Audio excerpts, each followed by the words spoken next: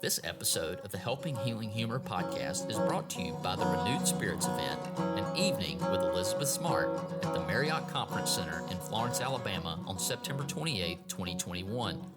You may remember that Elizabeth Smart was set to graduate middle school in 2002 when she was abducted from her home in Salt Lake City, Utah, and held captive by a husband and wife. She was chained to a tree in a campsite just miles from her home and endured atrocities. However, this was a rare horror story with a happy ending, as the clues led to her safe return less than a year after her disappearance. Elizabeth will be sharing her story of hope, healing, and never giving up.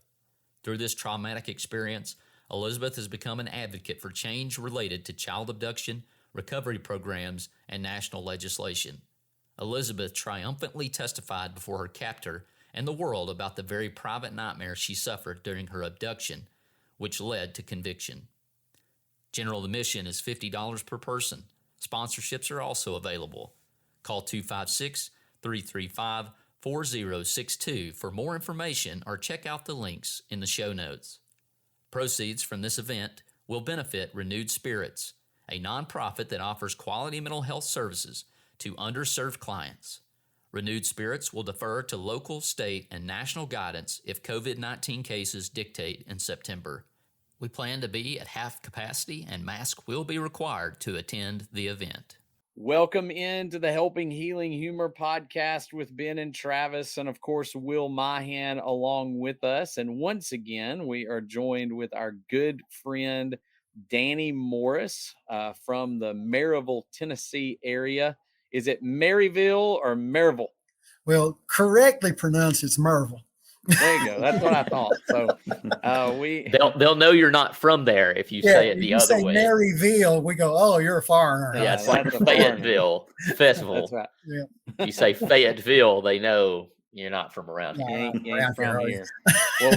Well, we are thankful to have you with us again on the podcast to talk about some things.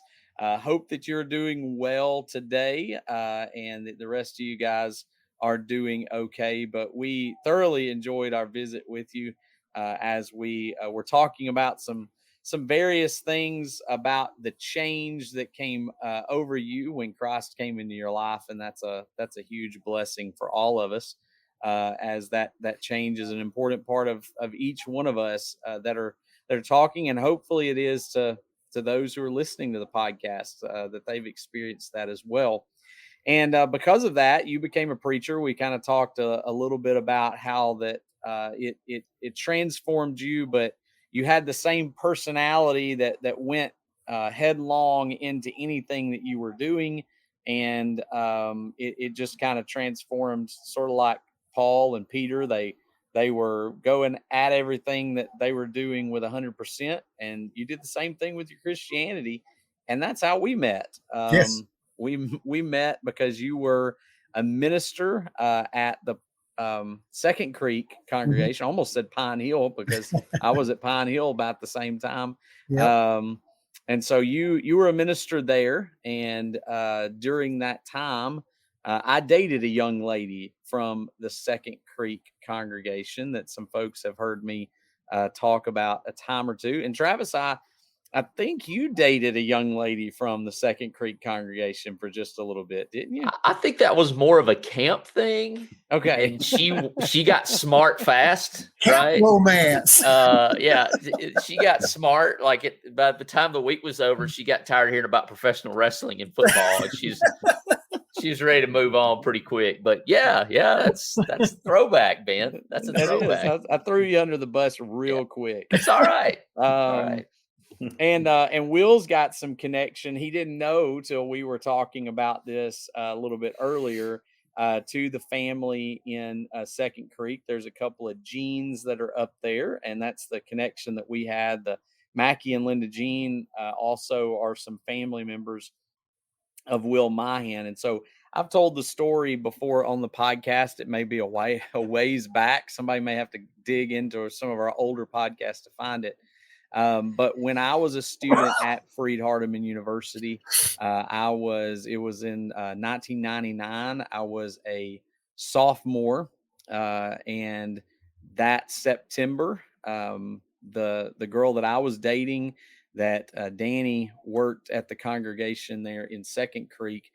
She was killed in a car accident, and probably one of those darker periods in my life. But as we've talked about how things transform us in this podcast, and I've mentioned this before, it was a time a lot of transformation for me, because it was I went through some counseling during that time, and as a result ended up deciding that was at least part of what I wanted to do as well. I was already working in ministry, but I wanted to do a little bit to help other people. As we talk about, when you go through something, it qualifies you to help other people through it. And so I sort of decided to try to do that. But we wanted to kind of pick your brain a little bit, Danny, because you were very connected to the congregation at Second Creek, and I know that you walked with them through this grief. Yeah, I was trying to help others through grief as I was trying to process it myself. Sure. You were very close to her. Yes, Tabitha was my sidekick. If we went anywhere or did anything, she was right there in the seat beside me. We were just super close. She'd bring me cookies that she made. She was always one of the sweetest people I ever met in my life. Just full of love. Loved her family. Loved the Lord. Oh, she had a passion for the Lord, and loved me. I mean, she just treated me like I was somebody special the whole time I knew her. And so, yeah, it was, I've preached, I've lost count of how many funerals I've preached. Well over 100. I remember her funeral like I preached it yesterday. And I can't say that about any other funeral. I've preached family member funerals. I've preached people I don't even know funerals. And I can't remember hardly anything about any of them. But I remember that funeral like I preached it yesterday. There's not a day goes by I don't think that I don't think about Tabitha at some point in time. Happy to my soul. That was her phrase. And so I insert that. I insert that in hymns as we're singing them. Instead of singing the words that are written, I go, happy to my soul, or to my soul, or whatever. So yeah, she still lives in my heart every single day. I've never let go of her. She left quite an impact on a lot of people, She I did. believe. And with that, you, as you said, you were processing your grief. And I think that's something that maybe a lot of people don't understand is preachers may seem like machines, but we're not. I mean, we have to kind of be there in those moments when people are hurting. Yes. But we're hurting too. And that's kind of can be somewhat of an interesting balance. You said something to me, you probably don't even remember saying it, but you said something to me right after that funeral. You said, because I broke down in the funeral. I don't know how much of it you remember, but I was crying during the funeral myself, trying to get the words out and choking on them during the funeral. And you came up to me afterwards and you said, if Danny Morris can cry, I know I can cry too. And yeah. we embraced right then, and we both cried. But that was one of the most beautiful things anybody's ever said to me. I've never even mentioned it to you, but I'll never forget it. Never forget anything about that day. I remember people that were there that I was, people from Freed Hardeman had come down to the funeral. I remember all the people that were there. If you remember, it was in the Savannah Church of Christ building. They had to open the basement up and put cameras in. And I mean, it was just an amazing crowd. I don't guess I've ever gotten all my grief out over that. That's probably why I continue to think about her and refuse to let go of my love for her. Is that I've just never gotten over it. If anything, you can take from that, young people who might be listening, you do have influence. I don't know that I've ever seen the influence of a young person like that person. I've never heard anybody, and obviously she had flaws. She's a human being. Never heard anybody utter a word of negativity. And you saw it that day. You saw it. And of course, we know of examples of people who gave their life to the Lord after the loss of her life. And I mean, just packed to the rafters. I mean, if you can pack a church to the rafters, it was done. It was done. And like you said, the Frida Hardman. And so, you know, to see the influence of a person who was so young, but as, you know, connecting to our previous episode, was all in. Just wanted to take a few minutes to tell you a little bit about one of our sponsors, M2Y.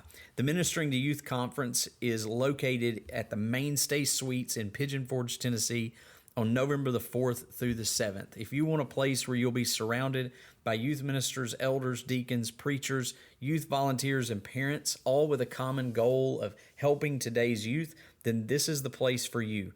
This year's theme is Renew. The keynote speakers are Dan Chambers and Spencer Furby, along with several other class teachers who will be teaching on subjects like self-care, navigating culture, technology, mental health, and so much more.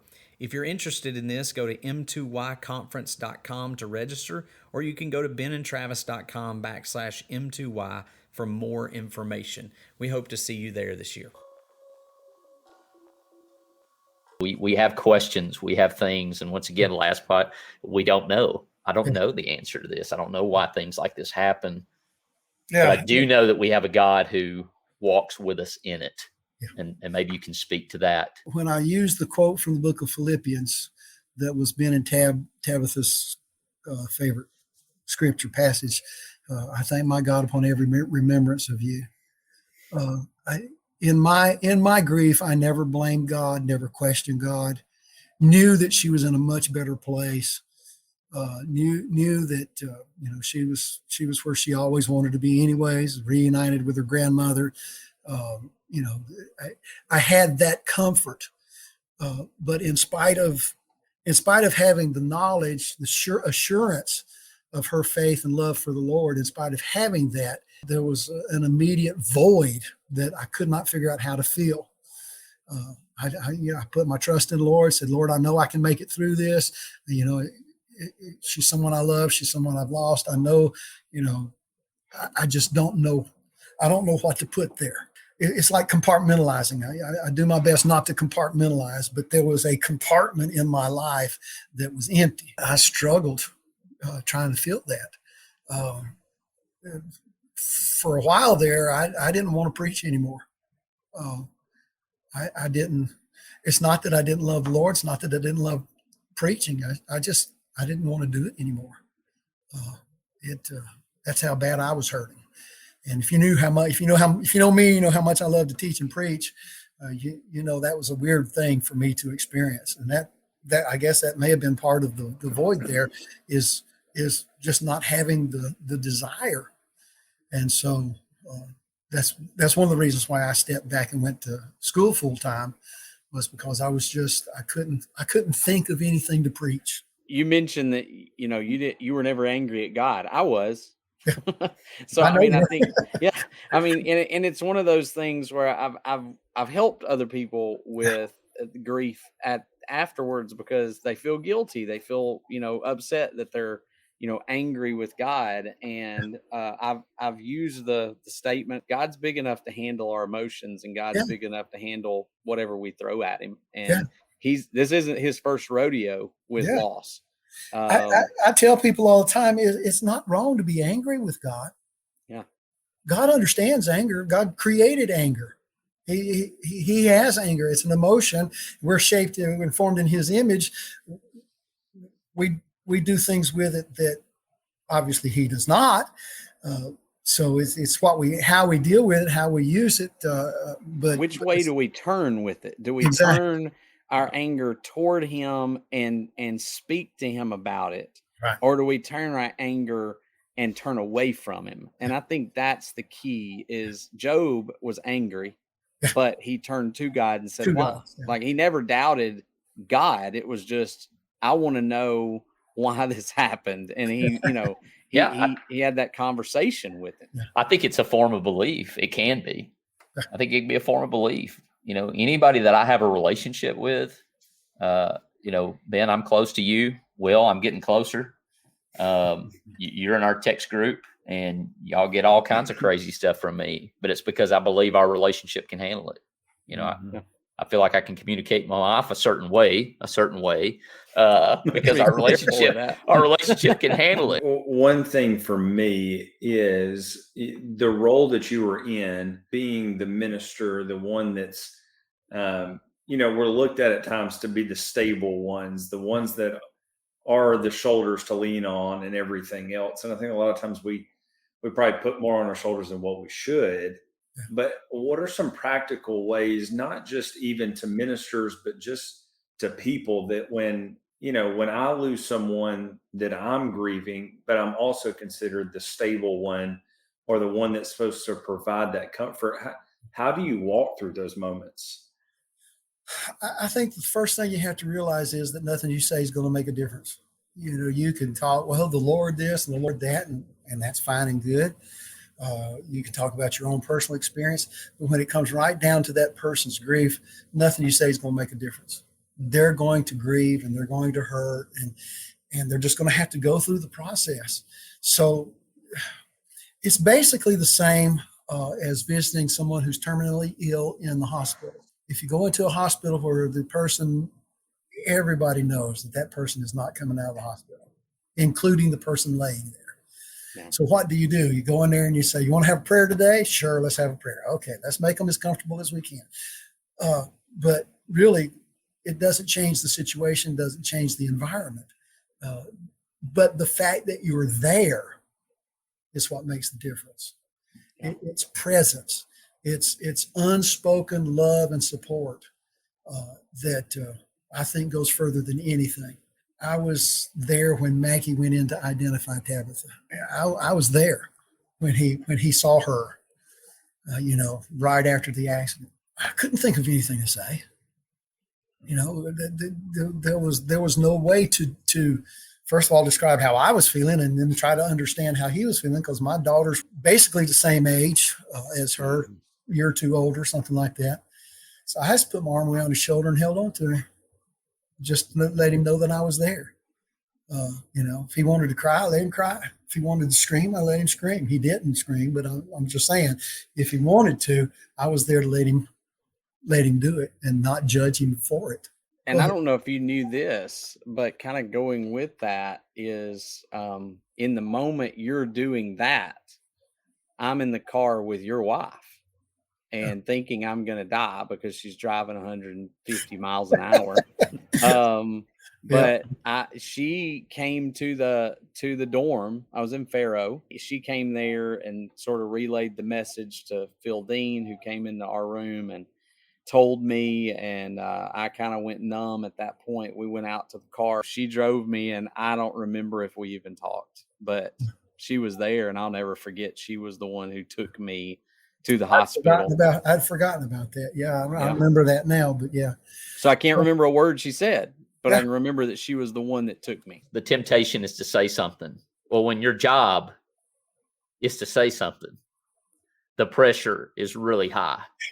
And so, that's something you learn, any young minister out there, fight that urge with everything you've got, unless they, and even when they ask specifically for something, even then they're not really, they're not looking for a theological debate over what's going on. The time for talking will come. Fight that urge. And I appreciate you sharing that moment, but knowing that, if he can be emotional and these guys can be emotional, then I can be emotional. And I don't know that I was quite ready for that at 18 years old, but I'm there now, and I appreciate the example that I saw of people who were just there for each other. Our relationship, the three of us, and now that Will's been adopted into the family, him too, I have felt a bond with you two guys basically since day one. Y'all are never out of my thoughts, ever.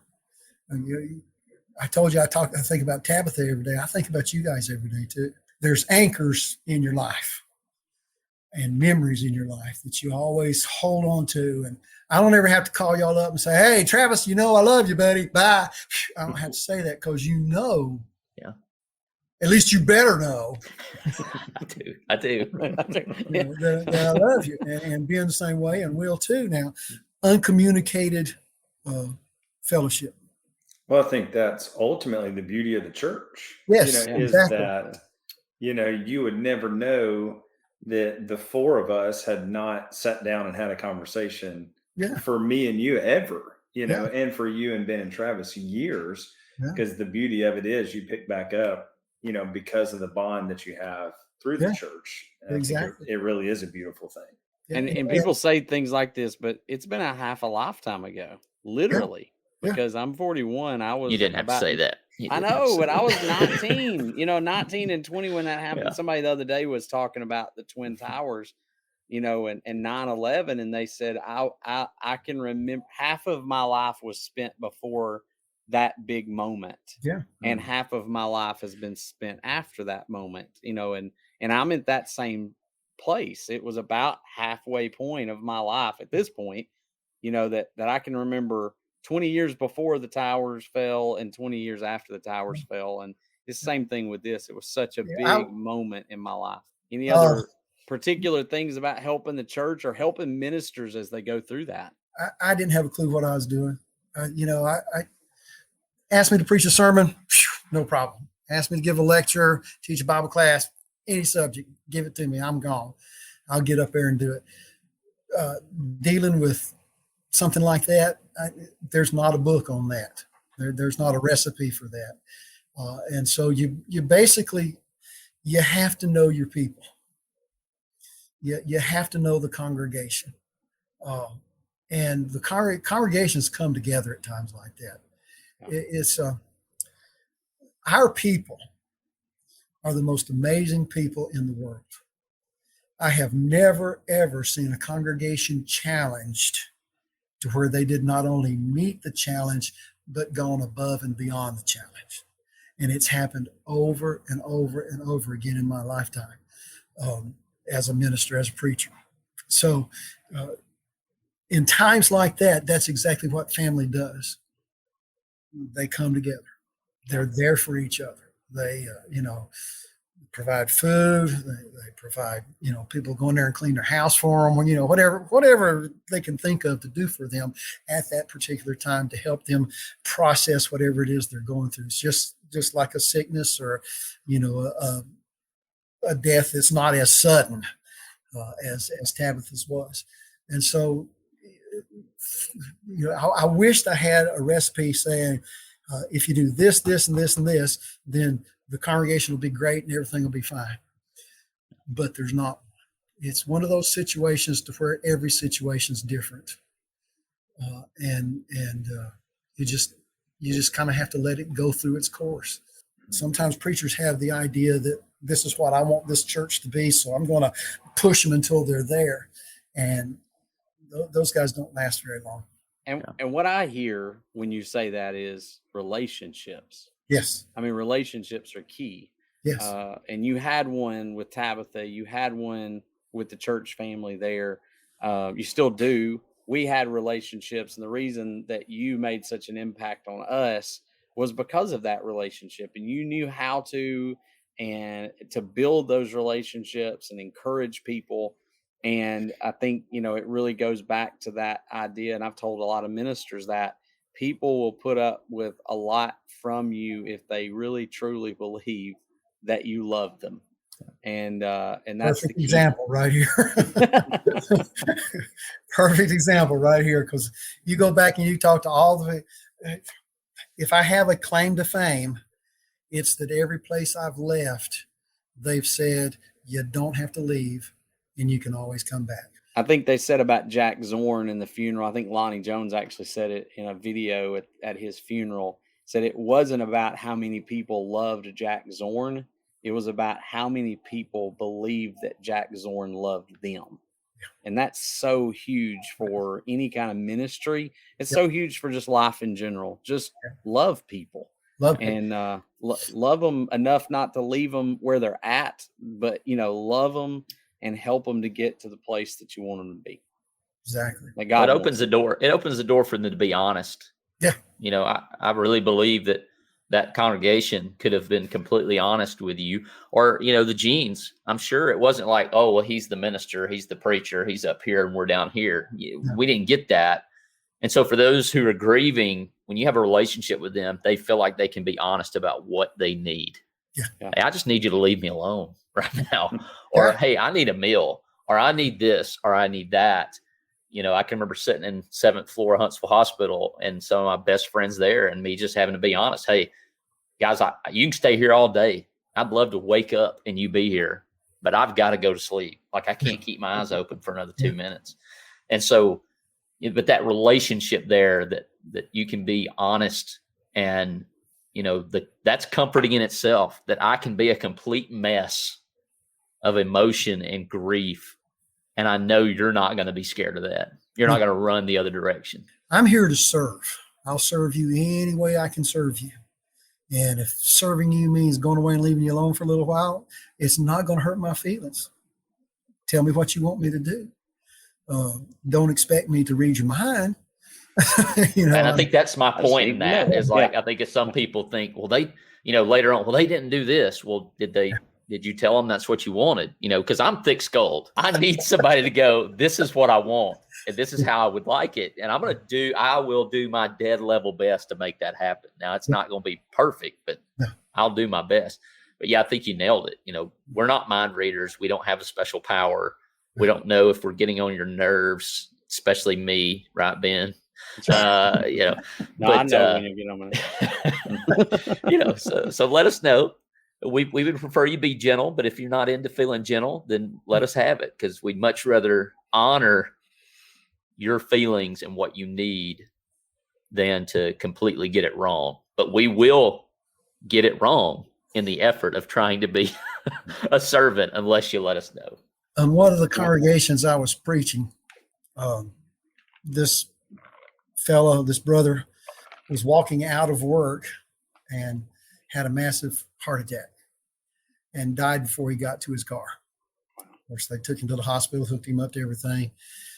And we set up for, I think, 2 nights straight, seeing if that he might pull through, but there was not a chance he was going to pull through. He was dead before they got him to the car. But anyways, spent all those hours, and his wife asked me to stand beside her while they unplugged him, and, you know, went through that whole process. It was brutal, but I stood there. I didn't say a word, put my arm around her, and she leaned her head against my shoulder, and you know, it was what it was, and it was what it was supposed to be. The following Sunday, the father of that gentleman, he was much older, walked out, grabbed my hand, and looked at me dead in the eye and said, "You haven't done a single thing for this congregation since you've been here." I've been there for 2 years. And I just held his daughter-in-law's hand while they unplugged her husband, his son. And he said that to me one Sunday, the following Sunday morning, after I preached. And I was stunned. And the people that were standing around, I mean, there was like 4 or 5 people standing there, and they always, you know, just couldn't believe it. But he was grieving. Yeah. He didn't mean what he said. He was striking out because of his grief. At the safest person he could find to strike out at. Yeah. He couldn't say that to anybody else in the congregation, or anything like that to anybody else in the congregation, but he was able to say it to me. Well, and I don't know. I don't know whatever. I don't know that I ever did anything to particularly hurt his feelings, or, you know, if I was just there at the right place at the right time. But I remember that. Sure. And it was hurtful, but I didn't let it stop me from loving him, because I knew what he was going through. I've tried to in my years now that I've done counseling is I tell people when those sorts of things happen, think about what's behind the words, because it's probably not anything to do with you. And I've had people say similar things to me, and then I realized they were having a bad day. There was something going on with them. You go to help a dog that's been hit by a car, it's going to bite you, even if you're trying to help it. Even if you're trying to help, yeah. And a lot of times because you're just the closest body to it. And I think people lash out sometimes with their family or at their ministers because they perceive it to be the safest place to lash out. And later on, they'll probably regret that or come talk to you about it even. I've had them come apologize after doing it, but they needed it at that moment. And if we can learn as ministers not to take everything that's said to us to heart, and, I think that helps us in the long run. I learned early in my ministry that you have to be like a duck. Let it roll Just let it roll off. Well, I guess I will ask a fun question. Oh, no. I hate to wrap it up. I'm going to ask you if you've got a pretty good story that you don't mind sharing, especially if you got one about Ben. Okay. But if you got one of both of us, we'll have patience and we'll let you tell it. But do you have one? I've got one. And Ben's heard me tell it many times, I think. And it goes back to the Tabitha days. We were at a youth rally over there in Florence somewhere. I can't remember exactly where it was. Of course, him and Tabitha were all holding hands and being all cute and everything. You know how they were. And it came time for us to leave. And Ben walked around in front of the van. And I think I blew my horn. Beep! Get over here and kiss that girl goodbye. Yeah. Ben's eyes got about that. Do what? I said, you don't kiss that girl goodbye when you leave her? He said, well, yeah. I said, well, then get over there and kiss her goodbye. So not in front of a van full of people, I did. I was doing everything I could to embarrass him. But I think he did get a little smooch on the cheek or something and then went off. I don't know of two men in this world that I think more highly of than these two guys right here. Will, I'm honored to meet you. I'm so proud that we know some beautiful people together. Mm-hmm. But listen, if I ever grow up, I want to be like these two guys right here. Now, the chances of me growing up are pretty slim.